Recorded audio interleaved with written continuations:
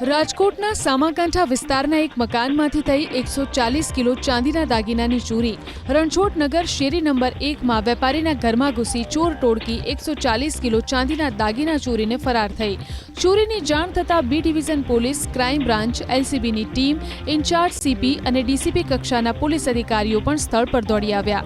ધારાસભ્ય ઉદય કાનગડ પણ તાત્કાલિક સ્થળ પર દોડી આવ્યા। પોલીસે સીસીટીવી ફૂટેજના આધારે તપાસ કરતા રાત્રિના સમયે 2 થી 2:30 વાગ્યા આસપાસ 3 જેટલા શખ્સો ચોરીને અંજામ આપી કારમાં ફરાર થતા જોવા મળ્યા।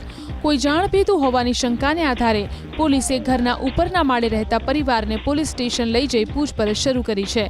સાથે સીસીટીવી ફૂટેજના આધારે ફરાર આરોપીની શોધખોળ હાથ ધરી। રાજકોટના સામાકાંઠા વિસ્તારના એક મકાનમાંથી થઈ 140 કિલો ચાંદીના દાગીનાની ચોરી। રણછોડનગર શેરી નંબર 1માં વેપારીના ઘરમાં ઘૂસી ચોર ટોળકી 140 કિલો ચાંદીના દાગીના ચોરીને ફરાર થઈ।